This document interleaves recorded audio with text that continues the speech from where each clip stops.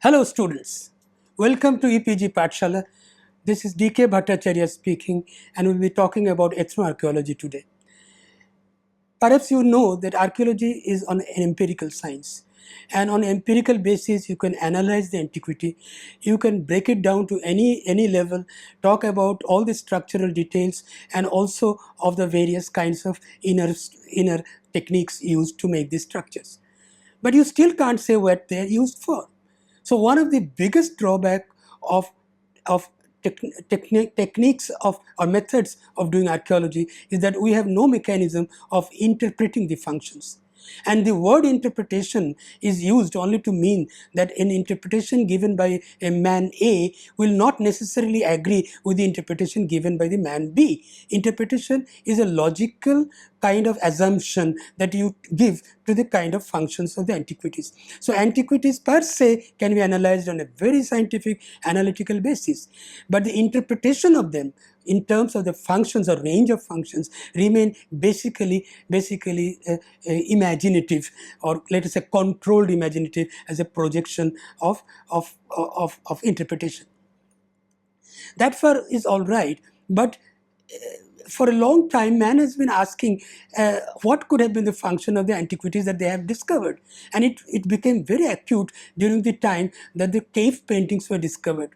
I think in the beginning of the 1900s, two persons who went to Australia, their name is Spencer and Gillen, I think, and they went to Australia to convert the Australian Aborigines to Christianity, and there they found that they go to some isolated regions in the rocks, and there they do some painting on the rituals of their initiation rites or whatever rituals they have.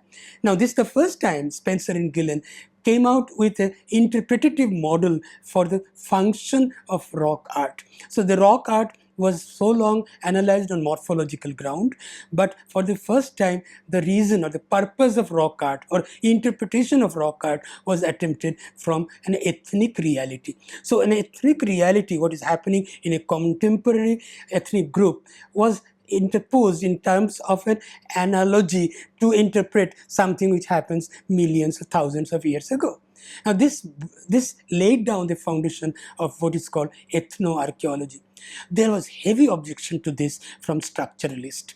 The people who are empiricists, they would say, I can see what I can see and I will analyze only that which I can see and prove. I cannot talk about what may have been the function. And they went to the extent of saying, how dare you compare the practice of Australian Aborigines of 1930 with people of, let us say, 17,000 BCE.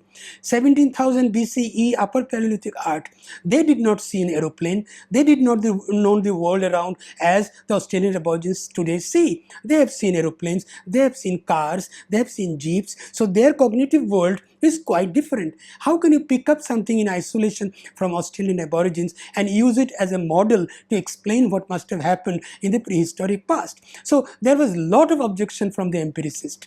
Most of the empiricists did not agree that a kind of lifting of contemporary behavior or contemporary activities of simple societies of today can be used as an interpretation of the past cultural behavior of a given set of antiquities.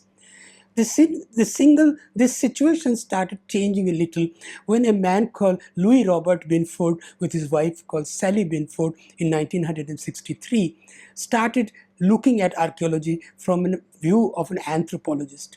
They were the student of Emil Durkheim, and they said archaeology cannot be as irresponsible as constantly analyzing the objects in terms of technomorphology and talking anything about the behavior of the past.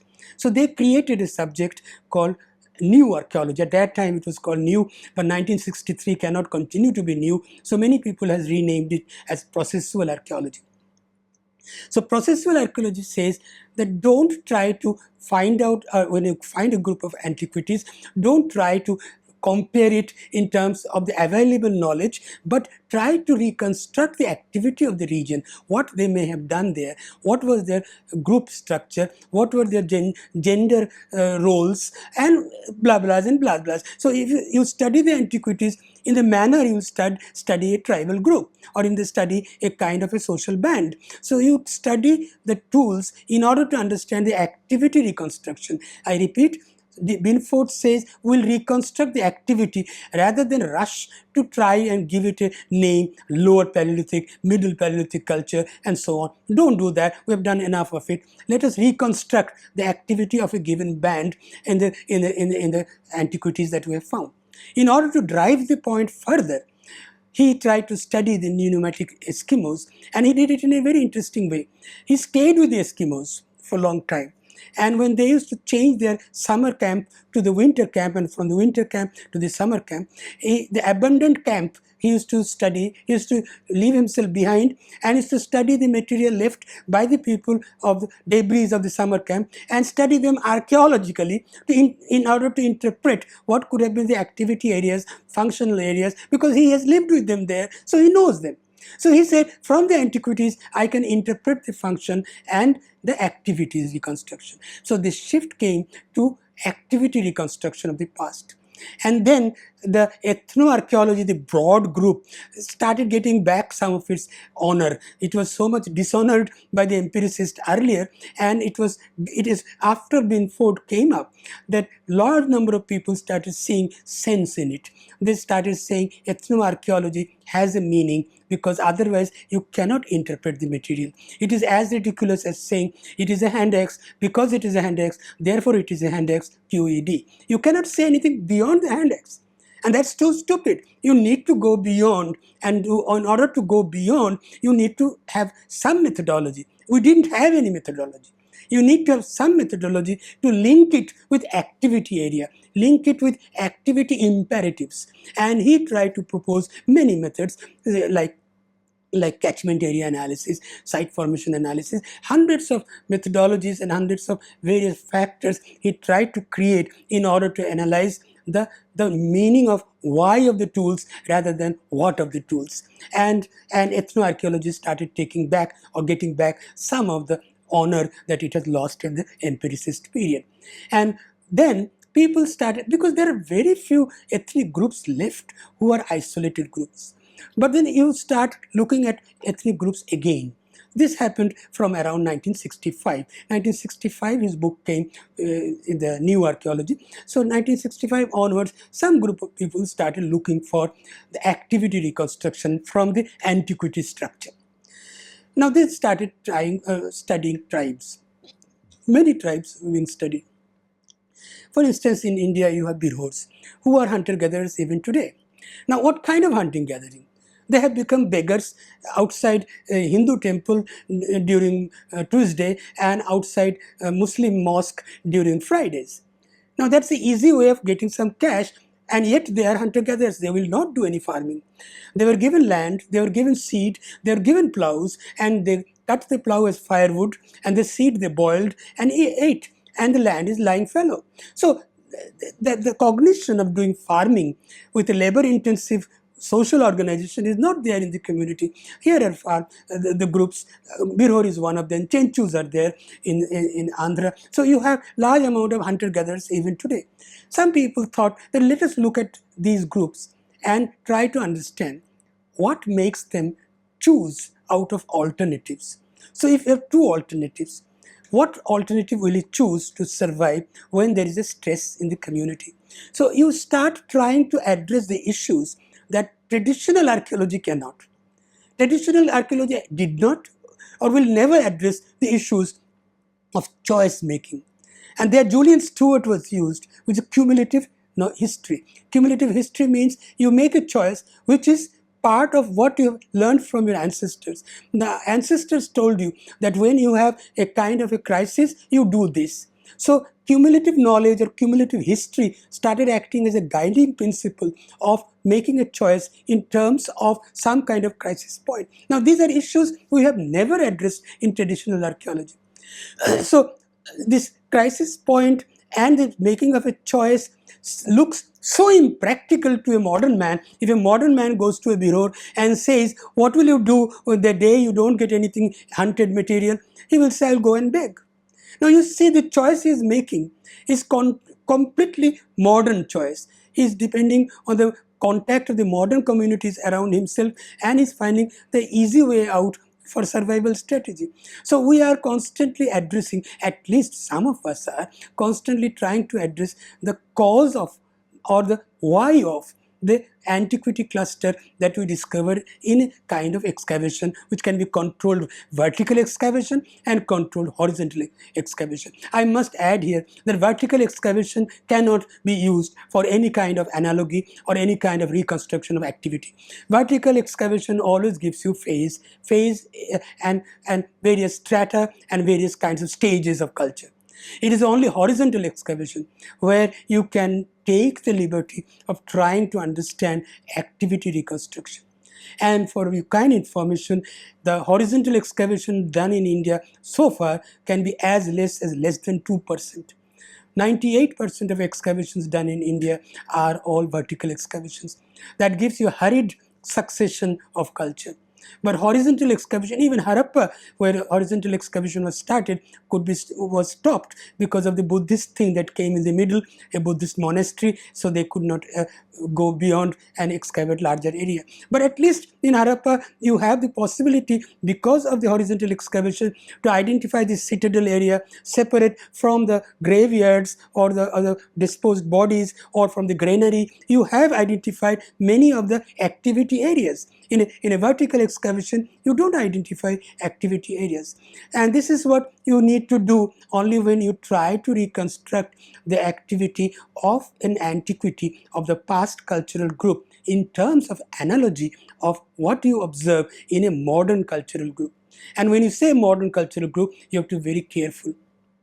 If you're dealing with, let us say, lower Paleolithic or middle Paleolithic or upper Paleolithic site, you have to look for a community which is very primitive hunting gathering, like some of those in Andaman Islands. But if you are doing a kind of reconstruction of, let us say, early Neolithic society, then you look for very primitive agriculturists living in the periphery of large plot agriculturists and living in subservient economy of a kind in an inhospitable ecosystem. So you have to choose the analogy very, very carefully in order to yet create the activity reconstruction of the antiquity area. Now this is pure and simple analogy, but you can arrange it in the various kind of categories, and this analysis can be categorized into various forms of activity reconstruction in terms of gender difference in activity, in terms of activity areas, blah blahs and blah blahs. But you made those things as a structured methodology. So ethnoarchaeology has more or less emerged as a kind of a structured methodology in order to reconstruct activity area, but it still remains, many people are still very skeptical about it, because all said and done, it is projected reality and is not an empirical reality. You cannot photograph an ethnic community or an agriculture or, let us say, urban setup in Harappa and say, sir, here is Harappan community, you can see the marriage happening in Harappan system. You can't reconstruct on empirical ground the activities that is going on or was going on in Harappan society in a particular area. It has to be projected reality. So one makes a very strict distinction between empirical reality and projected reality. So ethnoarchaeology essentially remains a projected reality, and for that some strict methodological methods have been, our methodological steps have been projected or suggested by some archaeologists who try to be reluctant to give it up as a skeptical point. There are some who has given it up. They say, no, this is skepticism. We can't accept ethnoarchaeology as empirical reality, and we are a science student. We will not do projected reality. Projected reality is imaginative and it can't be real. But then some groups, after Binford's attempt, are trying to say, no, we are not reconstructing the whole thing. We are reconstructing one site. We are reconstructing the activity details of this site, and we'll do it by analogy. So here is a situation where you have ethnoarchaeology surviving mostly in the departments of anthropology. Mostly anthropologists are reluctant to give up this method. But history department archaeologists will not entertain ethnoarchaeology as a methodology. There are some scholars who have seen a tribal hut, circular tribal hut, and found, say, Tekkalkota is a circular tribal hut of 1000, no, of 2000 BC. 2000 BC, you have a circular hut, and the circular diameter is less than 3 meters. So who can stay inside that house hut, which is only 3 meters in diameter? Look at some of the Chenchu huts; they're also 3 meters in diameter. They're also circular, and you find none of them sleep inside. They are all the time doing their cooking inside, but they will sleep outside the hut. So immediately you can say, sir, using analogy, I can say the huts were not sleeping area, they were areas for protecting their belongings, which could be kept inside the hut. The food, they could be kept inside the hut. They will always sleep outside. In fact, some of the bureaus, when they were given government-made structures, they refused to sleep inside. The government given structures, they sleep. They say, no, we won't sleep inside. Then we asked, why don't you sleep inside? They said, because the roof will fall on my head and I will die. So the scenario is, it's the cognition of your life, where if the huts are small, then in a normal way you say, well, they used to be poor people, that the Neo-Chalco people of Karnataka or Andhra, they used to have small huts in which they used to live. From ethnoarchaeology, you can say, no, they never lived in those huts. They lived outside the huts. So these are some of the things which become possible when you try to reconstruct the activity of the activity, possibilistic activity of the antiquity cluster. Now this possible activities of the antiquity cluster is the kind of ethnoarchaeology which is permitted. But talking in terms of a larger culture, a larger ethnic group, ethnic migration, paleo-ethnic migration, and so on, is more or less not really liked by strict empiricists in archaeology. They said we'll analyze what is visible and what is empirical reality, what is measurable, photographable, and demonstrable. A projected reality cannot be demonstrated because projection by far remains imaginative. Now, this is a kind of a stand that many people have taken, except in the department of anthropology. All anthropologists are freely using, paradigms of activities of simple societies, hunting practices. Suppose we go to the bureaus and we see who is hunting what, and we find that whatever is being hunted, are they being separated? Or the groups are, say, 20 people. What they have hunted, are all the 20 people bring what they have hunted together, and then they divide it back within the community. Now this is a kind of practice which is kind of honor of the hunting group. And if somebody doesn't share it, then it is dishonor. So we find this value of the bureaus, and immediately you can say, look, the hunting-gathering communities of Tekkalkota must have had practiced this kind of behavior. Otherwise, how come that they survived through about 1000 years in an arid zone without any kind of hunting possibilities? So you have possibilities of trying to bring these activities and lift them up. I call them lifting them up as analogy from contemporary hunter-gatherers. And they make sense also. In sometimes they make sense. But this becomes difficult when you try to compare two antiquities. Let us say I want to compare Tekkalkota 2000 BC with Brahmagiri 2400 BC. Both are Neo-Chalco sites, both are in Karnataka. No, one Tekkalkota is in Andhra. Now if I compare, what activity module will I use? Do I use Chenchu, who are from Andhra, or do I use, let us say, Baigas or some other communities up north? Now you find that this using of ethnographic parallel becomes politically decided. And this is the problem of taking analogy. You cannot pick up analogy at your own wish. You start creating a kind of methodology by way of which you choose the analogy and to what end. And the end to which you select them is depending entirely upon your methods of analysis. Ethnoarchaeology, therefore, is not a subject.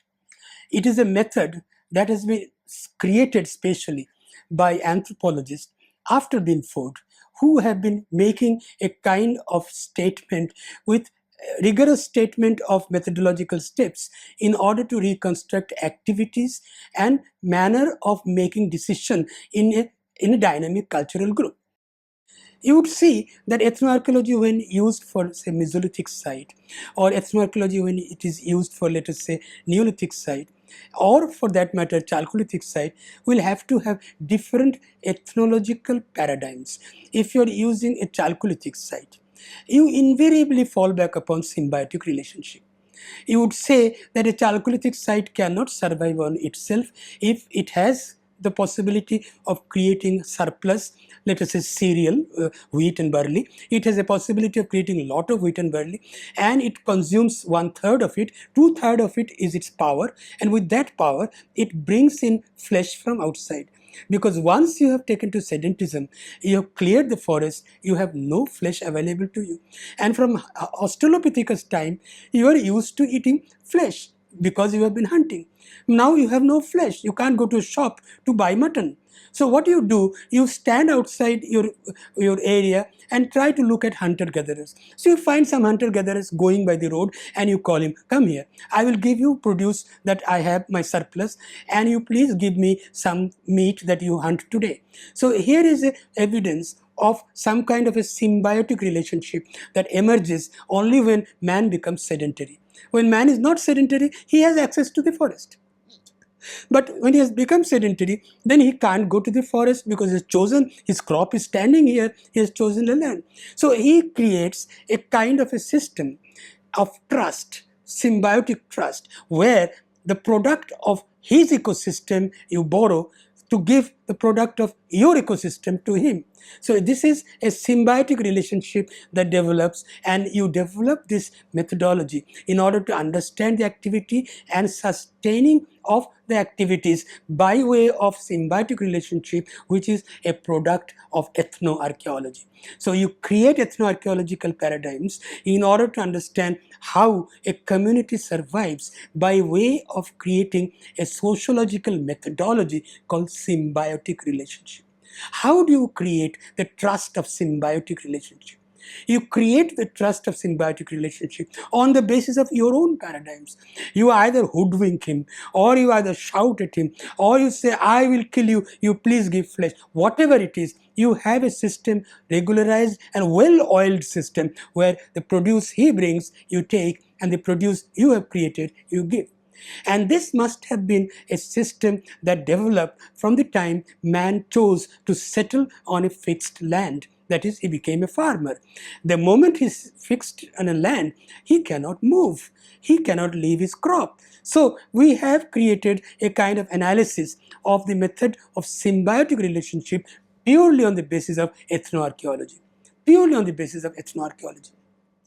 And when you try to see that the man who is getting your objects, your produce, let us say the beer hordes, are getting the produce of your ecosystem product, a lot of wheat and barley, and he is happy with it. But he says, I would like to become like you, and I would like to be farmer, please take me in. How does it go into it? How does it get into the system of a higher economy? He comes as a labor. He never can become one of them, he becomes a hired labor. So the methodology of the higher culture, lower culture symbiotic relationship is that the members of the lower culture is always sucked in by the higher culture as labor, because higher culture is always hungry of labor. He must have lot of labor. So when you have the metal producers like the Agarias, who are tribals and they make metal, and if the Agarias are brought in by, let us say, Harappans to make their metals, they don't become the Harappans. They don't become the Tatas and the Birlas. They remain a labor. They remain a labor in the complex social system of the Harappan economy. Yet they have given their technical know-how. Now this kind of analysis, which are a little away from empirical analysis, the the dumb witness of the past, the deserted ruins of Harappa, so bricks and bricks everywhere. You analyze them, measure the brick, you talk about the water management, you talk about whatever you can see and prove, but you still can't talk about the symbiotic relationship unless you fall back upon what is known as ethnoarchaeology. So ethnoarchaeology provides a kind of window, and a very important window, to understanding the process of activity reconstruction, how they have been working, how they have been handling their various needs. I give you one example. There is a site called Aladino in Karachi. Aladino is a mature Harappan site. And in the citadel of Aladino, there are kilos of uh, uh, date palm seeds, khajur, date palm seeds. Now, the first time you see the monopoly of the higher peoples in citadel is the rulers. The rulers' monopoly to sweetness of the tongue. Imagine, as hunter-gatherers, they have always had monopoly, or they had an egalitarian system where they used to take the beehives and they used to eat the honey. So the taste of sugar was egalitarian, shared by the group. And now you made a kind of a urban settlement where there is no beehive, obviously not, because you have now bricks and roads and structures and you have a Harappan society. Your hunger for sweetness of the tongue is gone. And how do you solve it?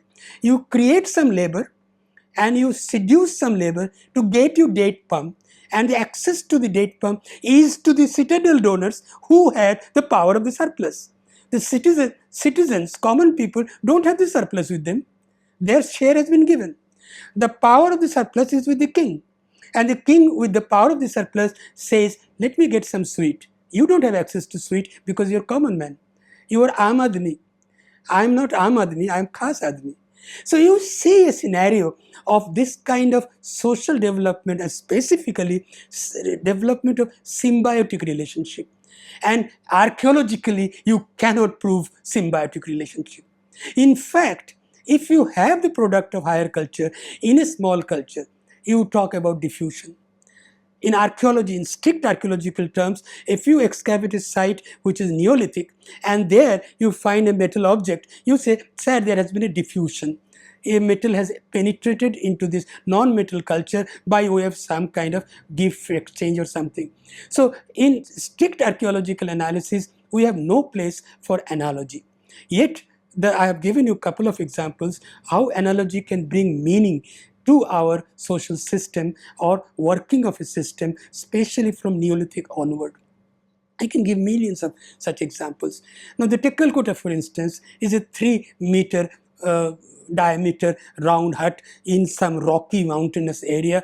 Certainly, he couldn't have stayed in that area. He must have been doing hunting and gathering in the lower valley.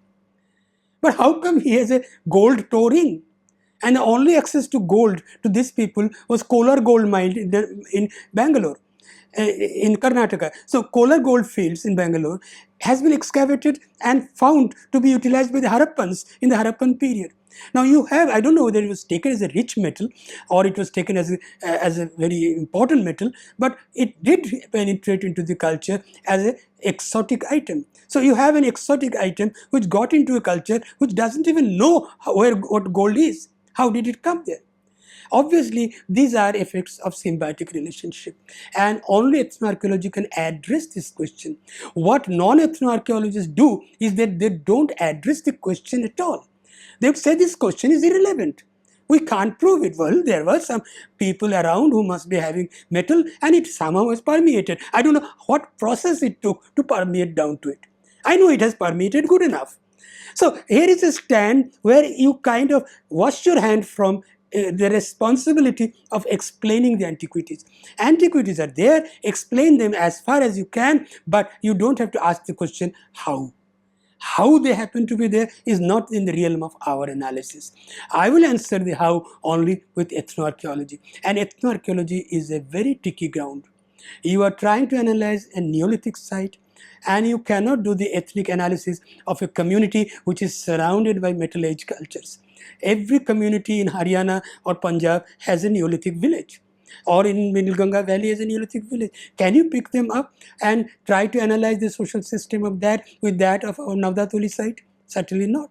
So that is a very tricky ground. That's why most of the empiricists don't like ethnoarchaeology. But anthropologists feel that it gives you a fresh air. You start getting some meaning to the occurrence of the antiquities. So we have various methods. We have analyzed stages or laid down stages by which ethnoarchaeology should be conducted.